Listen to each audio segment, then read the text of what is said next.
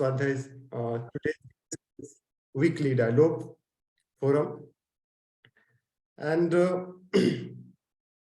I, Randhir Kumar Gautam, on behalf of Gandhian School of Democracy and Socialism, ITM University, welcome you all to attend today's GSDS weekly dialogue on the very topic, remembering Swaraj through Indian tradition, the legacy of Dharampal.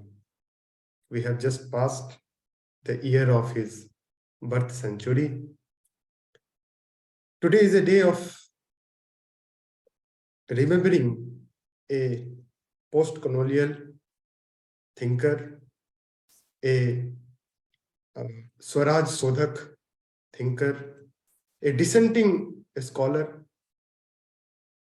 whose scholarship is very important, particularly in context of Indic knowledge system and decolonizing knowledge. It is a great pleasure and indeed an honor to have available with us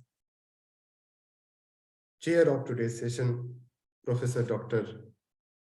Gita Dharampal, Dean of Research, Gandhi Research Foundation, Jain Hill, Jalgaon. We welcome you, madam, and we are very grateful for accepting our invitation. We welcome as speakers of today's session, Shri Jain Singh Tomar ji, Shri Sunil Sahasrabudhey Sahab, who is a kind of an inspiring soul and a deep Gandhian scholar and social activist. Thank you so much, sir, for accepting our invitation. We are also joined by many friends, Kausal Kisorji, environmental activist, Professor Gyan Glui from Italy, Dr. Meghna, Professor Anantagiri, and all friends co-present here. Let me give a brief introduction of GSDS Forum, which is a platform to promote understanding of the dynamics of society with quest for freedom, justice, equality, and fraternity. It focuses on knowledge and dialogue among concerned persons. We organize dialogue on every Friday to share people's praxis, people's sadhana for understanding the world in a better sense. Let me also give a brief introduction to our respected chair, although Professor Gita Dharampal does not need any introduction. He has a good scholarship of history. She is retired professor and head Department of History, South Asian Institute at Edinburgh University. But she has a very unique kind of orientation towards knowledge, like Dharampal, literature, philosophy, science. She is engaged, I would say, intellectual. So today we are talking about the concept of Swaraj. And in a way, we are discussing exemplary scholarship of Dharampal. As you know, he carried forward the Swaraj sadhana of post-independence India. His contribution will continue to be a source of inspiration in many times to come. So first, I would like to invite Professor Dharampal to share some of her reflections on Dharampal's concept of Swaraj and democracy. So, Dharampal, over to you.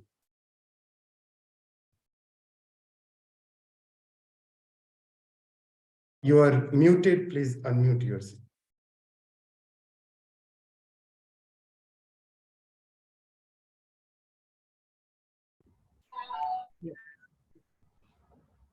Can you hear me now? Yes, Namaste. yes. Yes, thank you very much for organizing this event, and for being able to get such a wonderful panel together. I'm especially pleased that Sunil Sahasrabudhey, who was one of the first associates of my father, who's on this panel, and he is a really original. Has an original mind, and he is has been inspired by my father, but also primarily by Gandhiji, and his own career is very um, uh, really quite extraordinary. But he will tell you more about his own thoughts himself. I must say I am not too familiar with Jain Singh Tomar, so but I'm very pleased to see you here today, Tomarji. Um, I am just it's just fortuitous that I'm here on screen, because I'm visiting my nephew in Delhi. So I may have to disappear a little later, because I'm actually just passing through Delhi, and I'll be leaving tomorrow morning and spend some time with him. And I think my father would have also felt that one should not spend too much of one's time just being on the net. He was not so keen on modern technology, but I mean, he did see the use for it. Um, but you've asked me to talk about his concept of Swaraj. I think basically his understanding of Swaraj was greatly influenced by Gandhiji. And there's a piece that I wrote saying that Gandhiji, that my father was working, was was striving to proceed and to go forward in the footsteps of Hind Swaraj. Um, he he was he had an original mind. He his understanding of Swaraj had something to do with the whole of the Indian population, and especially the um, ordinary Indians, in whom he had great faith, great respect, and he felt a great closeness to India's peasants, workers in the cities, cleaners, washermen, dhobis, um, uh, and he felt that they had great wisdom, and they understood um, something about life that maybe a university professor, especially a Western trained university professor, would not have understood. And he felt that if one wanted India to come into its own, then the ordinary people of India had to articulate their wishes. And this, they had their own understanding of what a good life was. One just had to facilitate this. And that Gandhi's movement for Swaraj had enabled ordinary people to come into the mainstream. He got the country moving, the Swaraj movement. But after independence, they were somehow let down, ignored, again, sort of marginalized. And one felt that, it is the elite who are of independent India, who are the people who will decide how uh, life after, independent India is to be fashioned, and that they would, that they did not need the contribution of ordinary people, but that the ordinary people were to be taught. They were, it was as though one was working on a blank slate, and that one needed to teach them, about how to be an independent India. And this is something that my father really felt was a misconstruction, misunderstanding, and in a way, a great injustice to the majority of the people. This, in simple words, is what he felt, but it was, in a way, the incentive. It gave him the incentive, and his faith in Indian society and culture was the driving force for him to understand how India had functioned at the eve of the British conquest. That's around the late 18th century, and to rectify our understanding then in the 60s, 1960s, where one thought that India was really not functioning, was disorganized, that in a way India had been saved by the coming of the British and was then modernized. But what he found out through his work, decades of work in the archives, was in the British archives. This was the early British travelers, but also colonial officers who were trying to understand the functioning of Indian society, who did a whole lot of reporting, recording, and these archives, these reports were kept then in the colonial archives, the India Office archives, which then became part of the British Library in London, and where which he was able to consult and was able to then show through the eyes, through the writing, through the texts of the British, how Indian society in the late 18th, early 19th century was a functioning society.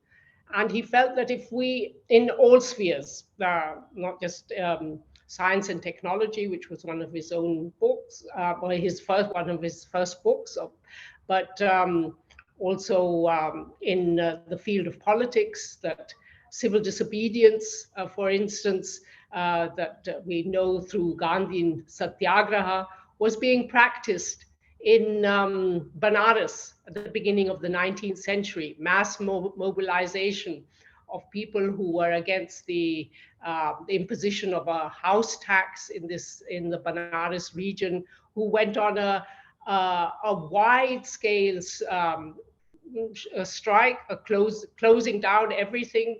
Even the cremation grounds were closed. Corpses couldn't be burnt. But it was all done in a very disciplined and peaceful manner. And they felt that the British authorities should understand them. This was a different understanding also of the relationship between the ruled and the rulers that existed in India in practice before the coming of the British, and which was then drastically changed. And according to his understanding of Swaraj, this was being brought back by Gandhi's movement, and he wanted this understanding of a relationship between the rulers and the ruled, where the ruled can negotiate, and where the rulers feel, the people in authority feel, that they need to consult the people and to conduct any kind of public life. Yes, I mean, I could go on, but I'm just chairing the meeting, so I think I will end now, but by saying that basically Shri Dharampal understood Swaraj as the people of India coming into their own. These are his, more or less his very own words. I think he had faith in this, and he had the conviction that this could happen. But now the other members of the panel will be able to tell us in detail how this would be possible. I'm very pleased, and I will try and listen to you, but I may not always be visible. But thank you very much for giving me this opportunity. It was a very impromptu function, that I just was able to come and join you. And I wish you a very, very successful, a very inspiring session. Thank you very much. Thank you so much, Professor Gita ji. And you really set a stage where we can talk about his meditative thought on Swaraj. हमारे साथ सुनील सहस्रबुद्धे भी जी जुड़े हुए हैं, और सुनील सहस्रबुद्धे जी धर्मपाल जी के साधना से बिल्कुल वाकिफ हैं, और डेमोक्रेसी को लेके धर्मपाल जी की जो समझ थी, उसकी शुरुआत वो जब इंग्लैंड में थे और फ्री फॉर जेपी कैंपेन के साथ शुरू होते हुए, और उन्होंने जो किताब भी लिखी ब्यूटीफुल ट्री, वो भी जयप्रकाश नारायण को ही उन्होंने डेडिकेट किया। तो कहीं ना कहीं उनके जीवन के अंदर ये जो स्वराज की, ये जो अभी प्रोफेसर धर्मपाल जी भी बात की कि पीपुल सेंट्रिक डेमोक्रेसी का स्ट्रक्चर होना, तो अब मैं सुनील सहस्रबुद्धे जी से निवेदन करता हूं कि धर्मपाल जी का जो डेमोक्रेसी और पॉलिटिकल स्ट्रक्चर को लेके जो समझ है, उसके ऊपर अपना बात रखें। जी सहस्रबुद्धे साहब।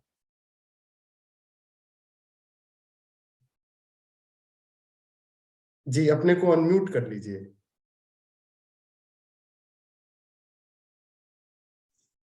हो गया।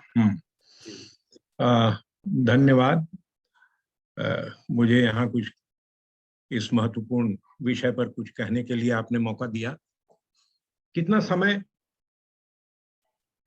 20 से 25 मिनट, 25 मिनट फिर क्वेश्चन आंसर भी। बहुत टाइम है, इतने में तो कोई भी बात कही जा सकती है। मैं कह पाऊँ ये जरूरी नहीं है जी। इस कहने से मुझे याद आ गया एक समय तो हम लोग ज्यादा चलते थे, अब तो बूढ़े हो गए, लेकिन हमारे साथी कुछ जो उतने ही बूढ़े हैं जितने हम हैं, लगातार चल रहे हैं।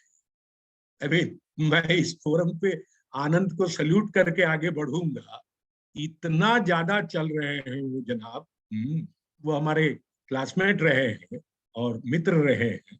खैर, तो बात आगे बढ़ाते हैं हम, इसलिए वो एक्सक्यूज नहीं दिया जा सकता है। बहरहाल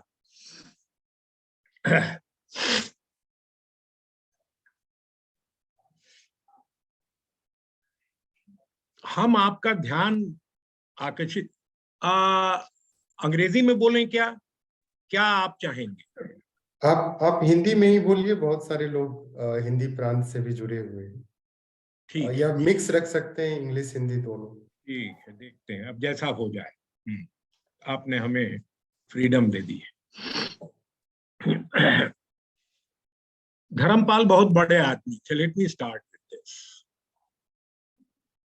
मतलब ये तो टाउटोलॉजिकल होगा कि मामूली आदमी नहीं थे कहा जाए, लेकिन कहने के तरीके में ये भी कहा जाता है कि मामूली मत समझिएगा। एक पूरा का पूरा पढ़ने लिखने वाले लोगों के लिए और भी लोगों के लिए एक पूरा का पूरा विचार करने का, दर्शन में विचरने का, राजनीति में विचरने का एक पूरी की पूरी दुनिया खोली। देखिए कितनी बड़ी दुनिया खोली है।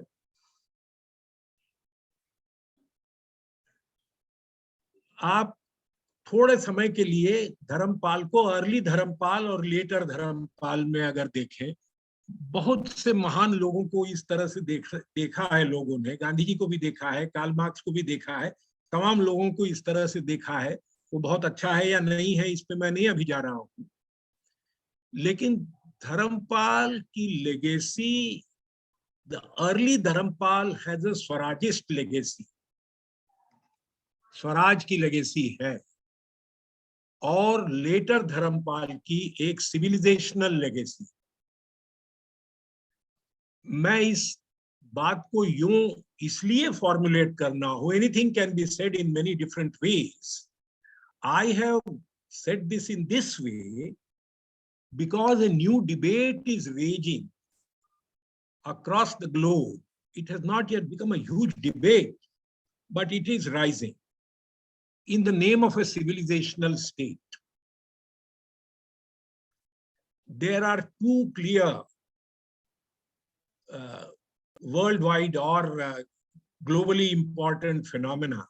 अभी हाल में, it's very recent, जब रशिया और यूक्रेन का कॉन्फ्लिक्ट मतलब हथियारों में तब्दील हो गया, ये मैं रशिया को बचाने के लिए नहीं कह रहा हूँ, इस भाषा का प्रयोग नहीं कर रहा हूँ, केवल थोड़ा सा न्यूट्रल प्रयोग है और कोई बात नहीं है। तब जो पुतिन साहब की स्पीच थी वो, उसमें कुछ इस तरह की बात थी। अब उन्होंने इस शब्दों का इस्तेमाल किया था या नहीं किया था मुझे याद नहीं, लेकिन उस संदर्भ में इन शब्दों का प्रयोग हुआ था, सिविलाइजेशनल स्टेट के शब्दों का प्रयोग हुआ। और अब ये फिर से, उस वक्त थोड़ी बहुत बात हुई थी, बिल्कुल नहीं हुई थी ऐसा नहीं है, लेकिन अब ये दोबारा और बहुत हाल में, ये कब का पेपर है, ये जनवरी 31 का पेपर है। इन सज्जन का नाम है ब्रूनो मकायस, या वो कैसे प्रोनाउंस करेंगे मैं नहीं जानता, पुर्तगीज है। और यूरोपियन किसी उसमें किसी खित्ते में किसी डिपार्टमेंट में यूरोपियन इसके यूनियन के कोई सेक्रेटरी भी रह चुके हैं और पढ़ने लिखने वाले आदमी हैं। एक सिविलाइजेशनल स्टेट राइज कर रहा है, वो कह रहे हैं, उन्होंने ये बात शुरू की कि एक सिविलाइजेशनल स्टेट राइज कर रहा है। उसको आइडेंटिटी के सवाल से अलग किया, उसको ट्रेडिशन के सवाल से अलग किया, उसको थियोक्रेटिक सवाल से अलग किया, और एक सिविलाइजेशन का अपना एक कंसेप्ट सामने रखा कि इस अर्थ में सिविलाइजेशन स्टेट की बात शुरू हो गई है। रूस का उदाहरण, उन्होंने कौन कौन उदाहरण दिए मुझे अब ठीक से याद नहीं है, but the instances that are afloat are present Russia, present China, present India, present Israel to the extent of Netanyahu's takeover के बाद प्रेजेंट हो गया जो, और नए नए अनाउंसमेंट आ गए कि वेस्ट बैंक पे क्या करेंगे और कहां और क्या करेंगे और तोरा के हिसाब से चलेंगे, ये सब आया है।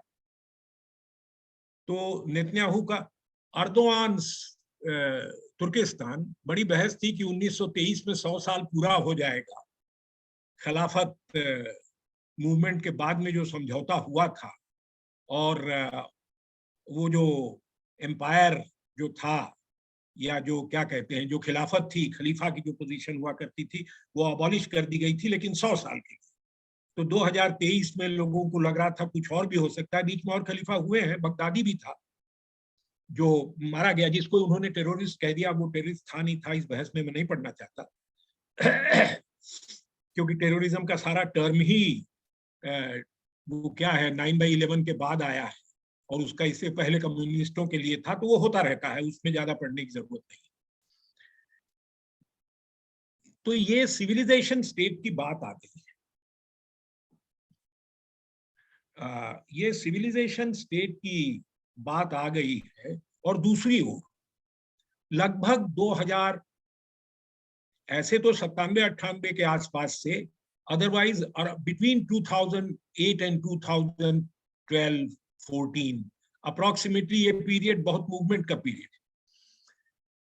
इसमें WSF भी हाई पॉइंट पे है, बट WSF से ज्यादा फोकस कुछ और चीजों पे है। एक यूरोपियन स्टूडेंट मूवमेंट है जो कॉग्निटिव कैपिटलिज्म की बात कर रहा है, from industrial capitalism to cognitive capitalism, जो लिविंग नॉलेज और डेड नॉलेज की बात कर रहा है। वो बात अभी जारी नहीं है, लेकिन 2012 में पेरिस में और जगह पे, अमेरिका में सांता क्रूज में, ये क्या है, ये कनाडा का वो कौन शहर है इधर का, नॉर्थ अटलांटिक वाला, बड़ा क्यूबेक या कोई शहर है, वहां पे बहुत जगह पे, और यूरोप में ऑफ कोर्स, इटली में बहुत जगह पे ये स्टूडेंट मूवमेंट चला, ये बहस हुई। वियना में बड़ा ऑक्यूपाई स्ट्रगल चला बहुत बड़े पैमाने पर, जो एक नॉलेज मूवमेंट के रूप में सामने आया। उसी वक्त बोलीविया और इक्वाडोर में राइट्स ऑफ मदर अर्थ और राइट्स ऑफ नेचर करके कुछ चल रहा था। ये मूवमेंट्स का नाम मैं ले रहा हूं, they are akin to, they are close to the idea of swaraj. एक तरफ सिविलाइजेशन स्टेट की बात आई है जो अब ज्यादा खुल करके आ रही है, दूसरी तरफ बोलीविया ने जो अपने नए स्टेट को नाम दिया था, जो उनके मूल निवासियों का के नेतृत्व से, क्या नाम है उनका, फिर भूल जाता हूं मैं, जो उनके प्राइम मिनिस्टर हैं, उनके प्राइम मिनिस्टर बने थे, वो प्लूरी नेशनल स्टेट, प्लूरी हमने अनुमान लगाया प्लूरल से आता होगा, प्लूरल ट्रेडिशंस को इनकॉर्पोरेट करने वाला plurinational state. Plurinational state Swaraj के बड़ा करीब है, और ये अब लिखने पढ़ने वाले बताएंगे कि क्या अंतर है और क्या नहीं है। लेकिन जिसको आज की भाषा में, आज की डोमिनेंट भाषा में जो हम कहेंगे प्रोग्रेसिव ट्रेडिशंस को इनकॉर्पोरेट करने वाला, लेकिन आज की जो प्रोग्रेस का कंसेप्ट है उसके खिलाफ खड़े होने वाला, ऐसा विचार जो मदर अर्थ के नाम पे आया, इस पे बुएन विवेल, गुड लाइफ, वहां के ट्रेडिशन का जो कल्चरल ट्रेडिशन रहा है या सिविलाइजेशनल ट्रेडिशन रहा है, उसकी लैंग्वेज है। बस वो मामा क्या नाम है उसका, पचमामा करके शब्द आया, वो उनके शब्द हैं जिसको बहुत लोग जानते हैं, हम ही लोग थोड़ा कम जानते हैं, जो इंटरनेशनल पॉलिटिकल डिस्कोर्स में कम रहते हैं। तो वो एक प्लूरीनेशनल स्टेट का concept which is close to an idea of swaraj. Swaraj हमारा टर्म है और हमारे ट्रेडिशन में स्वराज रहा है। स्वराज गांधी का शब्द नहीं है, स्वराज लोकमान्य का शब्द नहीं है, स्वराज इस ट्रेडिशन का शब्द है। जैसे स्वदेशी इस ट्रेडिशन का शब्द है, वो इसका उसका या उसका नहीं होता है। गांधी ने अपने को उस ट्रेडिशन में प्लेस करते हुए उसको कंटेम्पररी बनाया और उसको बड़े पैमाने पर एक नॉलेज स्पेस के साथ में एक नॉलेज मूवमेंट के रूप में आकार भी दिया। तो एक तरफ जो जिसको लिबरल स्टेट कहते हैं और जिसको हमारे समय में कम्युनिस्ट ज्यादातर बुर्जुआ स्टेट कहा करते थे, और बुर्जुआ लिबरल स्टेट ना कह करके जो ज्यादा पक्के मार्क्सिस्ट थे वो बुर्जुआ डिक्टेटरशिप कहा करते थे। वो आप कोई भी नाम दे लीजिए, हम लोग सब परिचित हैं। वेस्टर्न हेगेमनी की बात है, हेगेमनी जो भी अंग्रेजी लफ्ज, they talking about the western hegemony, the imperialism of the last 100 years or so or more, ज्यादा लगभग 200 साल। अब तो अगर उसको हम 1815 वगैरह भी मान लें जैसा मार्क्सिस्ट मानते हैं, तो भी 200 साल हो गए, या उसको जिस भी रूप में आप माने। और फिर 1990 से जो जिसको नियो लिबरलिज्म कहते हैं और जिसको और कुछ लोग एम्पायर बिल्डिंग कहते हैं कि ये पुराने इंपीरियलिज्म से अलग है, नया एम्पायर बन रहा है। तो ये वेस्टर्न हेगेमनी वाला है, ये मेनली एंग्लो सैक्सन रेसेस का है और कुछ और भी उसमें शामिल हैं, फ्रेंच भी हैं जो एंग्लो सैक्सन नहीं है इत्यादि, लेकिन ये एक प्रोसेस चल रहा है। स्वराज का आइडिया हमें ये जो इंटरनेशनल पॉलिटिकल प्रोसेसेस चल रहे हैं उसमें लोकेट करना है। और मैं ये सजेस्ट करना चाहता हूं कि स्वराज का idea starting with Dharampal, starting with Gandhi, in fact, Dharampal is a huge milestone in the knowledge movement initiated by Gandhi. That is how I would see trying to interpret where we should locate ourselves in the contemporary situation of the civilizational state, the nation state and the plurinational state, जो प्रकट रूप में आ चुके हैं। स्वराज के नाम पे किसी स्टेट की या किसी समाज की व्याख्या प्रकट रूप से openly and up front debate में नहीं हम करना चाहते हैं, लेकिन उसका एंट्री पॉइंट है नॉलेज पॉलिटिक्स। ये मैं कहना चाहता हूं, knowledge politics, knowledge movement. A knowledge movement starts with Gandhi. Gandhi ने कोई सारे कंसेप्ट जो इस्तेमाल किए हुए हैं वो वेस्टर्न एपिस्टीम जो है, फुको वगैरह बहुत लोग पढ़ते हैं आजकल, जो वेस्टर्न यूरोपियन एपिस्टीम है उससे नहीं समझे जा सकते, उसमें उसका कोई अंडरस्टैंडिंग। हम स्वराज की बात करेंगे, स्वदेशी की बात करेंगे, हम सत्याग्रह की बात करेंगे, हम असहयोग की बात, नॉन कोऑपरेशन या असहयोग की बात करेंगे, हम सिविल डिसोबीडियंस की बात करेंगे जो हमारे ट्रेडिशन में रूटेड है, जैसे बनारस का किस्सा भी बताया डॉक्टर धर्मपाल ने। तो हम वो बात कर रहे होंगे जो एक अलग नॉलेज स्पेस को बिलोंग करता है, एक ज्ञान की दूसरी दुनिया की बात हो रही होगी, जहां स्वराज का मतलब समझा जा सकता है और समझाया जा सकता है, और दुनियाओं में भी समझाया जा सकता है, दूसरे नाम से आ सकता है। जैसे यूरोपियन स्टूडेंट मूवमेंट ने जो शब्द लाए वो autonomous organisation, self organisation, autonomy, self education, living knowledge, dead knowledge, fragments हैं, स्टूडेंट मूवमेंट था। Let us not expect too much in the sense of you can expect a lot in terms of excursions of thought, but don't expect too much in terms of a finished thought. इसलिए वहां finish thought मत खोजिए, वो जो movement था उसमें points of departure है, जो जिसके ऊपर, जैसे जेंडर इसमें भी रहा है, विमेन्स मूवमेंट में भी रहा है। आप 1986-87 में जो पॉलिटिकल थियरीज आए विमेन्स मूवमेंट को इंटरप्रेट करते हुए, बात देखिए कितना मेजरली विमेन्स मूवमेंट में एनलाइटनमेंट की जो चौखट है समझने की, एनलाइटनमेंट पैराडाइम जो है, एनलाइटनमेंट फ्रेमवर्क जो है अंडरस्टैंडिंग का, उसको क्वेश्चन किया हुआ। और ये जब पॉलिटिकल साइंटिस्ट आए, उन्होंने ये जो भाषा है यूनिवर्सिटी की, उस भाषा में उसको लिख करके बताया, तो बहुत लोगों को समझ में आया कि हाँ ऐसी बात है। इसलिए अगर हम पीछे भी देखें तो कई जगह पे अपने रूट्स दिखाई देंगे। Dharampal is a major milestone, a very large milestone in the knowledge movement initiated by Mahatma Gandhi. Knowledge politics, knowledge of the people, knowledge of the people, ये knowledge की थोड़ी सी बात मैं बता दूं, ये knowledge का चक्कर क्या है, जो पढ़ने लिखने वाले थोड़ा समझते हैं, और लोग भी समझते हैं, लेकिन उसको आर्टिकुलेट अलग ढंग से करेंगे। नॉलेज मतलब जिसका एक जानकारी का भंडार हो, it has its values and it has its logic, a method of argument, a mode of abstraction, a way of thinking. कई ढंग से you can paraphrase the idea of logic. उसका अपना होता है। अगर डिस्टिंक्ट नॉलेज को समझने के लिए, तो जो हमारा नॉलेज ट्रेडिशन है, जो स्वराज का नॉलेज ट्रेडिशन, उस नॉलेज ट्रेडिशन का जो आज जिस टर्म का हम इस्तेमाल करते हैं, लोक विद्या टर्म का इस्तेमाल करते हैं, knowledge in society, not people's knowledge. People's knowledge type कीजिएगा तो आपको 1000 एंट्रीज मिल जाएंगी इंटरनेट पे। I am not talking about that. Not indigenous knowledge, not local knowledge, not ethnic knowledge, not empirical knowledge, knowledge without a qualification. हमने भी qualify किया है, लोक शब्द से क्वालिफाई किया है, लोक विद्या कहा है।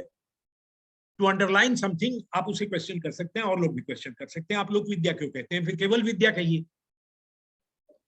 अभी हमें पता नहीं उसके टर्म्स में बात हो पाएगी या नहीं हो पाएगी, लेकिन apart from that, and this has benefited, the entire idea benefits from Dharampal's writing in a huge way. उनकी जो किताबें हैं, जो उन्होंने science and technology in 18th century पे लिखा, जो उन्होंने सिविल डिसोबीडियंस पे जो किताब उनकी है, जिस तरह से उसको उन्होंने प्रेजेंट किया बनारस वाले इवेंट को, बहुत बड़ी घटना है। जो गांधी जी कहते थे कि लोग चले जाते हैं हिजरी करने के लिए, जब किसी राजा से नाराज होते थे तो वो दूसरी जगह जाके बस जाते थे। गांधी जी में बहुत जगह scattered all over his writings और हिज सेइंग्स, वो जो कहते रहे हैं उसमें ये चीजें मिलती हैं। ये जो हमारा ट्रेडिशन, ये नॉलेज ट्रेडिशन, ये संत, ये गांधी जी को एक संत बनाता है।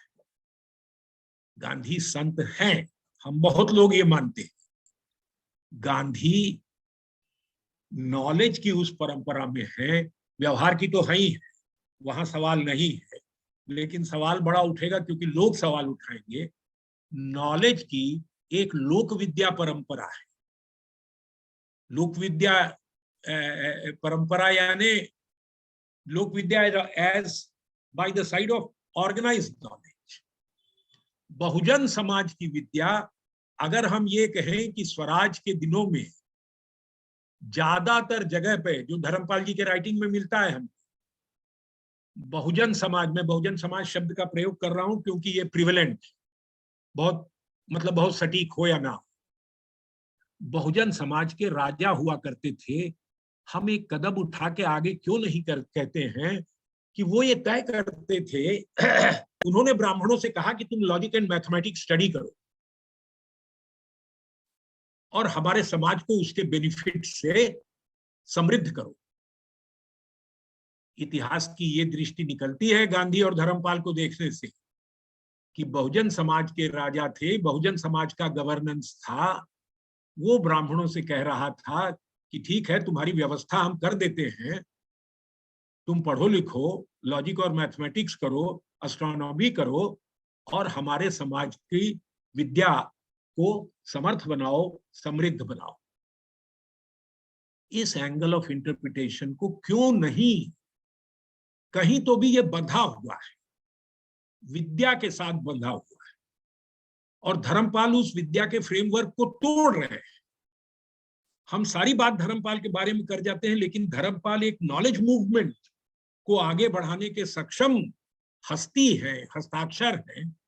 इस बात को जल्दी नहीं कह पाते हैं। हम साइंस और वेस्टर्न, हम वेस्टर्न हेगेमनी से तो मुक्त होना चाहते हैं, लेकिन वेस्टर्न साइंस को हम एक्सेप्ट करना चाहते हैं। चीन भी कर रहा है, रूस ने भी किया है और भी बहुत लोग करेंगे, हम नहीं जानते कौन करेगा। हमारे यहाँ का अभी का शासन जो बहुत बड़ी बड़ी बात कर रहा है वो भी कर रहा है, वेस्टर्न साइंस को क्वेश्चन करने की इधर उधर से कर रहा है, लेकिन फिर चुप हो जाता है। जब कंटेस्ट सीरियस हो जाता है तो चुप हो जाता है, उसको केवल पॉलिटिकल स्फीयर में कंटेस्ट तक सीमित रखना चाहता है। मैं केवल इस बात को अंडरलाइन कर रहा हूं कि आज की तारीख में और गांधी और धर्मपाल दोनों एक्सट्रीमली रिलेवेंट है। अगर हम उनकी लेगेसी को लेकर के चलेंगे तो हमें एक स्वराज का डिस्कोर्स बनाना हो जो नेशन स्टेट, सिविलाइजेशनल स्टेट का सामना कर सके। प्लूरीनेशनल स्टेट के रूप में एक ऐसा डिस्कोर्स अलग लैंग्वेज में आ चुका है। हमें थोड़ी सी आसान जमीन मिली है, हमको ये डिस्कोर्स बनाते आना चाहिए। स्वराज डिस्कोर्स बेस्ड ऑन लोक विद्या, in the sense based on a knowledge politics discourse, which is a Swaraj discourse, which is based on the knowledge of the people. That's about all. मैं अपनी बात खत्म करता हूँ। Thank you. बहुत बहुत धन्यवाद सुनील सहस्रबुद्धे साहब। आपने बिल्कुल एक नया ओरिएंटेशन के साथ धर्मपाल जी की जो नॉलेज मूवमेंट है, जिसको हम लोग थोड़ा इंडिजीनियस मूवमेंट कहते हैं, और ये परंपरा की जो बुनियाद है गांधी से लेके और धर्मपाल तक, और जितने भी इन्वायरमेंटल मूवमेंट हुए हैं उसमें ये हमें देखने को मिलता है, चाहे वो अनुपम जी का हो, चाहे वो बदना शिवाजी का हो।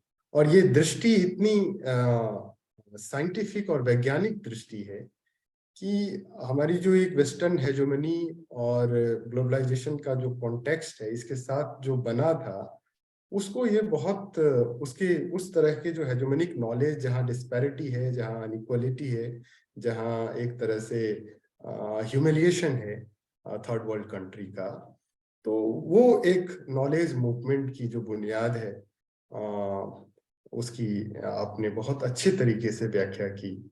और नॉलेज ऑफ पॉलिटिक्स का जो संदर्भ था वो काफी लाभप्रद होगा। तो अब मैं जयंत सिंह तोमर जी से रिक्वेस्ट करूंगा। Jayant Singh Tomar ji Gandhian school of democracy and socialism के साथ कार्यभार संभाल रहे हैं। तो धर्मपाल जी के ऊपर कुछ विचार प्रस्तुत करने के लिए मैं आह्वान करता हूँ। जी जयंत जी।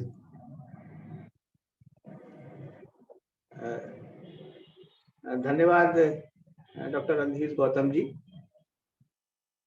ये मेरा सौभाग्य है कि आपने इतनी महत्वपूर्ण वार्ता में, इतने महत्वपूर्ण आयोजन में मुझे यहाँ पर आमंत्रित किया।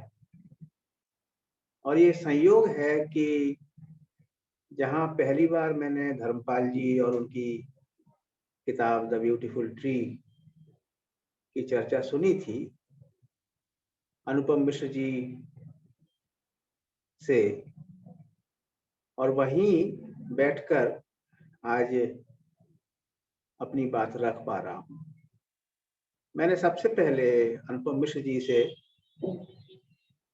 धर्मपाल जी की पुस्तक द ब्यूटीफुल ट्री की चर्चा सुनी, और उसके कुछ समय बाद महात्मा गांधी अंतर्राष्ट्रीय हिंदी विश्वविद्यालय की जो शोध पत्रिका है बहुवचन, उसका एक अंक मेरे हाथ पड़ा जिसमें वही द ब्यूटीफुल ट्री का जिक्र एक लेख में अनुपम जी ने किया था।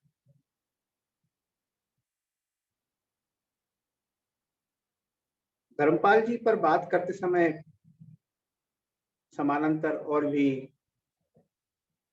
कई महानुभाव याद आते हैं। उनमें धीरेन्द्र मजूमदार हैं, जिन्होंने ग्राम सेवा की ओर इस नाम से एक पुस्तक लिखी, और उस पुस्तक को पढ़ते समय सबसे पहले धीरेन्द्र मजूमदार जी ने ये बात कही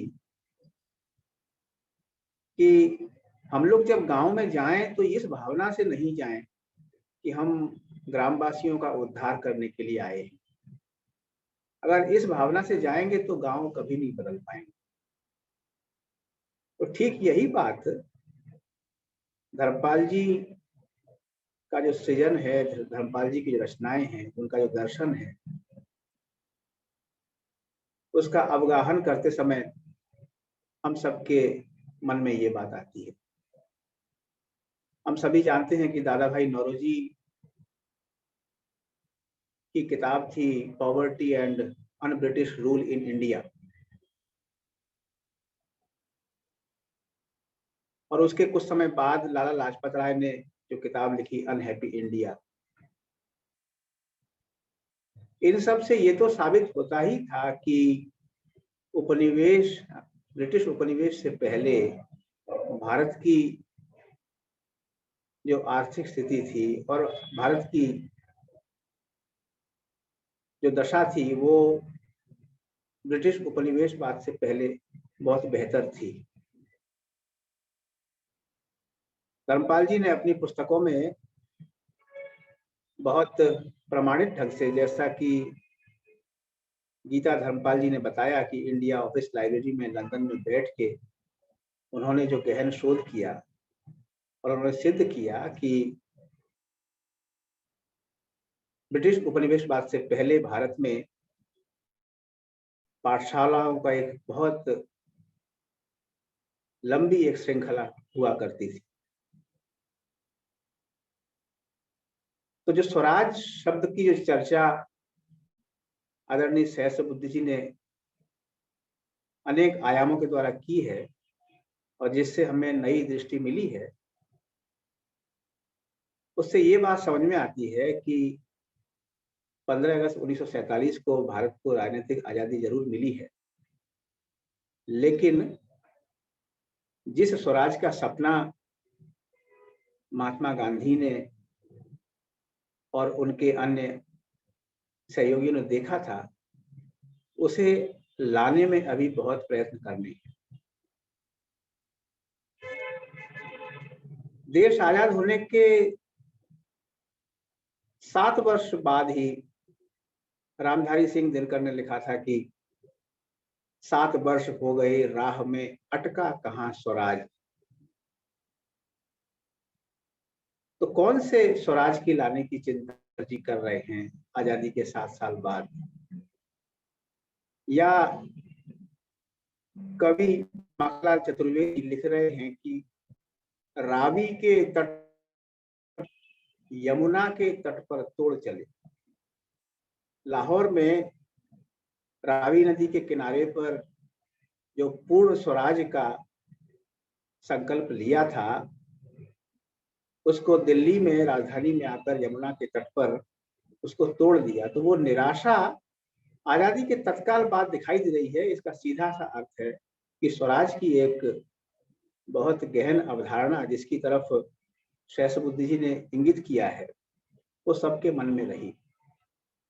हम सब जानते होंगे कि C.F. Andrews, Charles fear Andrews, वो सज्जन थे जिन्होंने महात्मा गांधी और रविन्द्रनाथ टैगोर का मेल कराया। धर्मपाल जी को याद करते समय उनकी भी याद सहज रूप से आती है कि जिस समय देश के तमाम कर्णधार इस बात से संतुष्ट थे कि डोमिनियन स्टेट ही मिल जाए तो हमारे लिए पर्याप्त है, तब C.F. एंड्रूज भारत के लिए पूर्ण स्वराज की बात कर रहे थे। आज जब फिजी में अंतर्राष्ट्रीय हिंदी सम्मेलन चल रहा है और वहां से जिस तरह के चित्र साझा किए जा रहे हैं, तो तब C.F. एंड्रूज की बात सहज ही ध्यान में आती है कि किस तरह से उन्होंने सूरीनाम में, त्रिनिदाद में, मॉरिशस में, फिजी में जो प्रवासी भारतीय हैं उन सब की चिंता की और उनको राहत देने के तमाम प्रयास किए। इस संदर्भ में धर्मपाल, महात्मा गांधी और उनका स्वराज का सपना हम सबको बार बार याद आता रहता है इस संदर्भ में कि जिस तरफ हम चीजों को ले जाना चाहते थे वो कहीं दिशाहीन हो गई हैं। और जो बात सहस्रबुद्धे जी ने कही कि लोक विद्या, उसका सम्मान हमें करना पड़ेगा और एक बार फिर से उस दिशा में हमें जाना होगा। मुझे यहाँ पर आपने रणधीर गौतम जी ने बोलने का अवसर दिया, इतने विद्वानों को सुनने का अवसर दिया, इसके लिए मैं बहुत आभारी हूँ। धन्यवाद। बहुत धन्यवाद जयंत जी। तो दोस्तों, now it's time to have some question answer. तो जो भी व्यक्ति जिन्हीं के पास कुछ प्रश्न हो तो वो अपना हाथ उठाएं और प्रश्न पूछें। Meanwhile we can invite Kaushal Kishore ji, who is an environmentalist, and he has a very deep understanding or reading of Dharampal ji's work. तो कौशल जी, आप अपने को अनम्यूट कीजिए और अपने विचार प्रस्तुत कीजिए।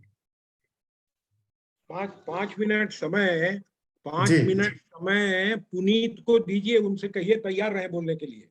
हाँ पुनीत जी, वो तो पॉलिटिक्स ऑफ नॉलेज के ऊपर काम कर रहे हैं, तो उनको तो आज जी प्रश्न नमस्कार। पूछना ही है।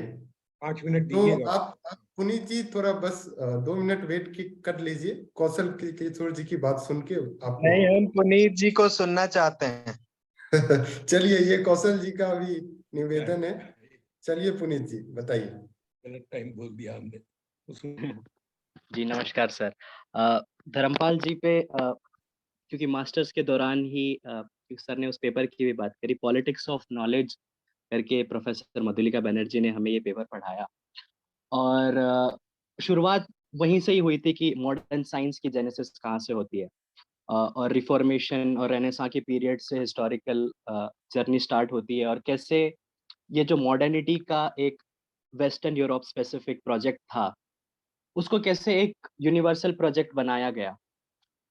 और हाल ही में जो कुछ काम हो रहे हैं और मतलब ये काम तो 1980 के दशक से हुआ ही कि मॉडर्न साइंस को चैलेंज किया गया। कई सारे आशीष नंदी मॉडर्निटी को एक तरीके से चैलेंज करते हैं और 2 तरीके के मूवमेंट्स हमने मोटे-मोटे देखे कि एक तो पीपल अल्टरनेटिव साइंस मूवमेंट्स थे और एक पीपल साइंस मूवमेंट थे।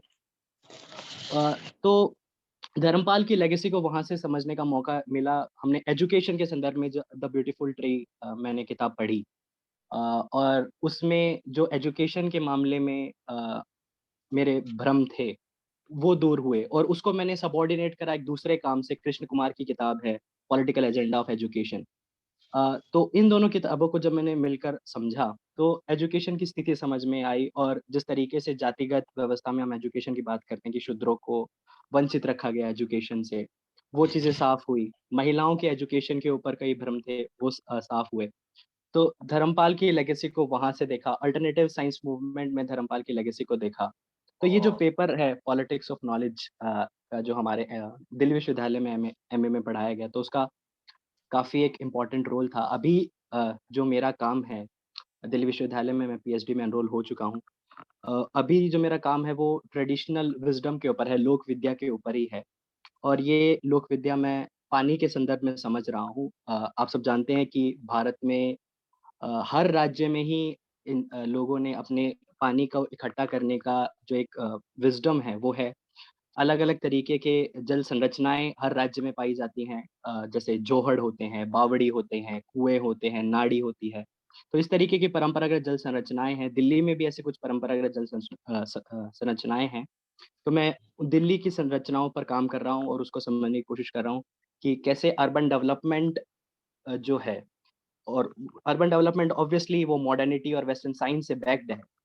वो कैसे इस ट्रेडिशनल विज़डम को दबाता आया है, और उसके मैं मोटे-मोटे 5 आयाम समझने की कोशिश करता हूँ कि किन 5 तरीकों से वो ऐसा करता है। जैसे पहला है एक हिस्टोरिकल कॉन्टेक्स्ट में वो कैसा हुआ। दूसरा है कि एपिस्टेमोलॉजी की सर ने बात करी, तो एपिस्टीम में क्या डिफरेंसेस है, वेस्टर्न एपिस्टीम और इंडियन एपिस्टीम में क्या द्वंद्व है, उसको समझने की कोशिश। तीसरा है पॉलिटिकल इकोनॉमी।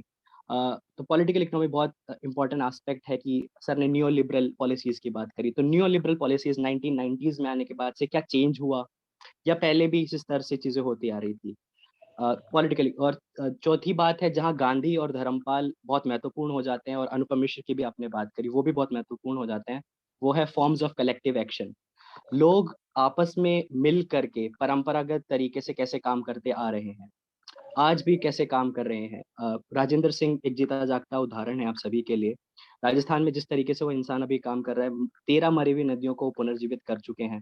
लगभग 14,000 से ज़्यादा जोहड़ बनवा चुके हैं, लोगों की विद्या से, लोगों के साथ काम करके। तो इस तरीके के फॉर्म्स ऑफ कलेक्टिव एक्शंस को समझना। तो और पाँचवा है जो कि मेरे हिसाब से इतना महत्वपूर्ण नहीं है, लेकिन उसको हमें रिसर्च में डालना ही पड़ता है, वो है स्टेट और उसकी पॉलिसीज़। स्टेट किस तरीके से इन सब जो नॉलेज के मूवमेंट्स होते हैं या लोगों के जो कलेक्टिव एक्शंस होते हैं, उन पे कैसे रिस्पॉन्ड करता है। तो इन 5 महत्वपूर्ण आयामों से मैं उसको समझने की कोशिश करता हूँ। धर्मपाल जी की लेगेसीज़ को समझ के, और उसको एक अकादमिक शक्ल देने की मेरी ये कोशिश है। आज का जो डिस्कशन था वो काफ़ी बेहतरीन था। समझने के लिए काफ़ी कुछ मिला सुनील जी की बातों से। हालाँकि अभी भी मैं वो अर्ली धर्मपाल और लेटर धर्मपाल के बीच में डिफरेंस जो है, एक जो स्वराजिस्ट लेगेसी है और एक जो सिविलाइजेशनल लेगेसी, हम सिविलाइजेशनल स्टेट तो अभी पढ़ रहे हैं, लेकिन धर्मपाल कैसे वो सिविलाइजेशनल लेगेसी को चैलेंज करेंगे, और आज के मौजूदा स्थिति में हम जो छात्र हैं, जो अकादमिक काम कर रहे हैं, या पीपल्स मूवमेंट वाले लोग जो हैं, वो उस स्वराजिस्ट लेगेसी को कैसे उठाएँगे, उस प्रोजेक्ट को कैसे आगे लेके जाएँगे, इस पे सोचना पड़ेगा, और ये सवाल भी है। बाकी बहुत अच्छा लगा रणधीर जी, आपने ये जो इस मौके पर इस पर्टिकुलर इस थीम पर आपने जो ये ऑर्गेनाइज़ किया, उसके लिए बहुत-बहुत धन्यवाद। सीएसडीएस का बहुत-बहुत धन्यवाद। बहुत बहुत धन्यवाद पुनीत जी। कौशल भाई, जी बोलिए। शुक्रिया रणधीर भाई। मेरी आवाज आ रही है? जी आ रही है। मैं धर्मपाल जी के कंटेक्स्ट में तो आपकी बातें, आपके पैनल की बातें सुनने के लिए बस आया था। आपने ये जो दरियादिली दिखाई है इसके लिए शुक्रिया। मैं बस एक बात कहना चाह रहा हूं कि भाई इस सरकार को धर्मपाल जी के प्रति जो रिस्पेक्ट पे करना चाहिए था, मुझे उसमें त्रुटि दिखती है।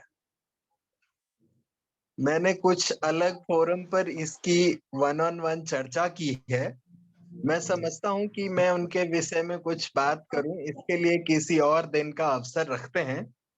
आज मुझे जो है माफ करिए।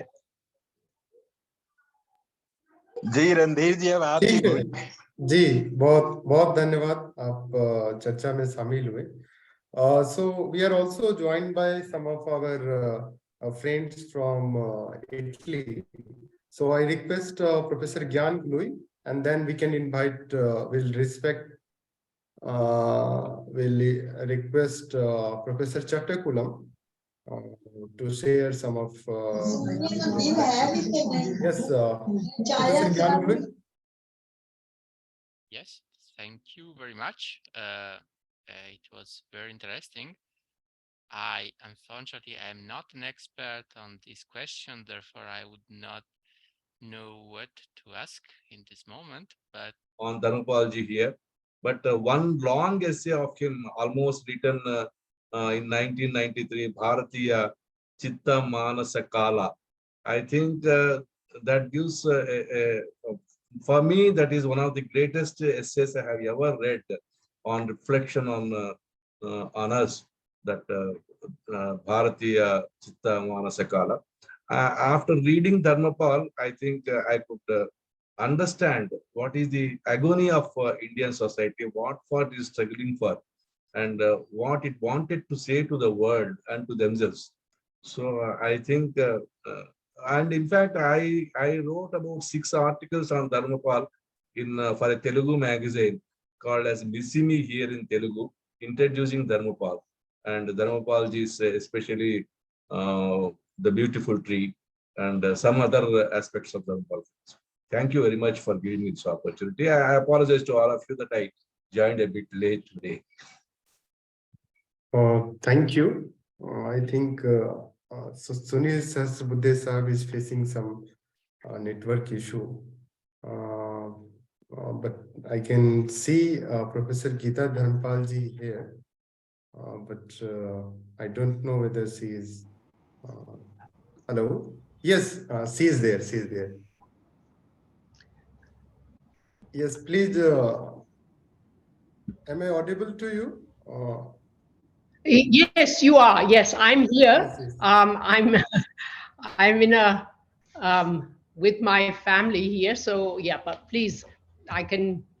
I'm very pleased the way this this event is taking place and the interest that people are showing in my father's work.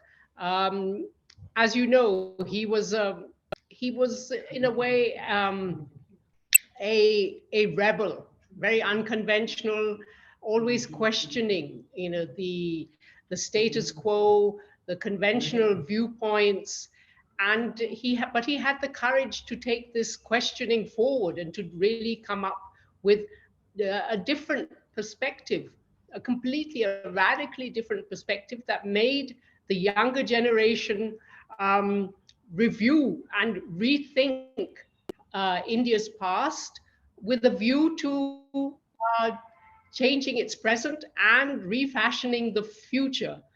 And he always felt that the work that he had done was just a beginning. He was doing it more or less single-handedly, without any money, he didn't have a position. I mean, it was really quite a revolutionary thing that he was doing.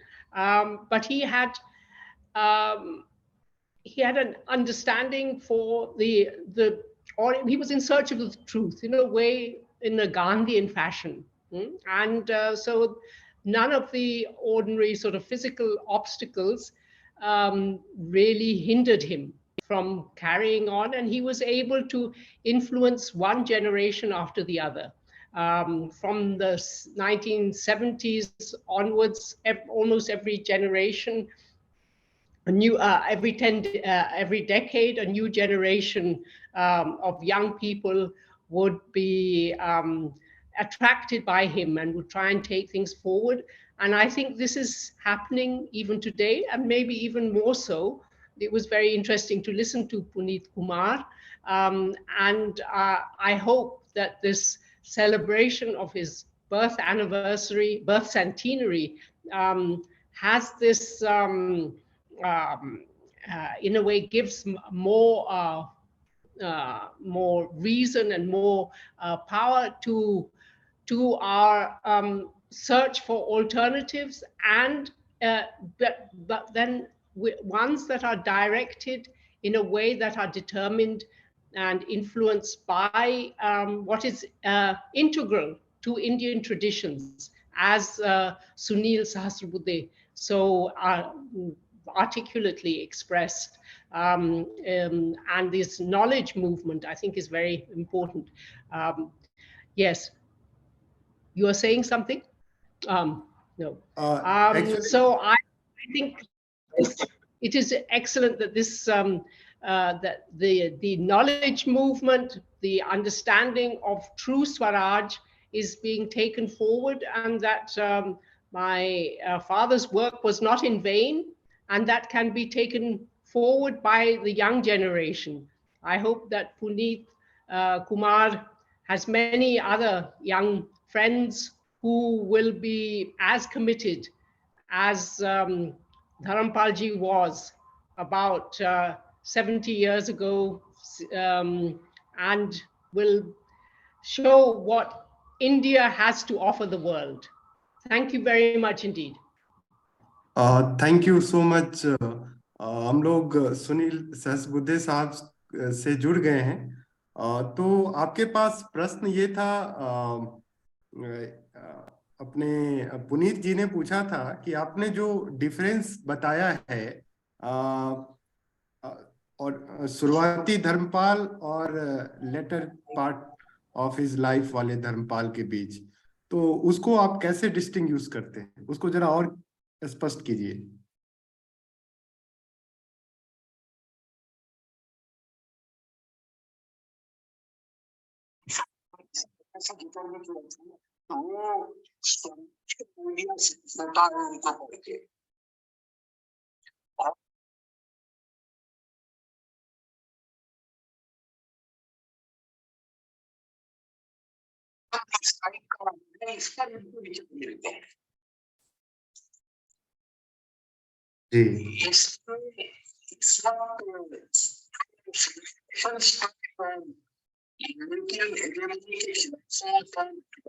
Swarajist ideas थे, knowledge politics के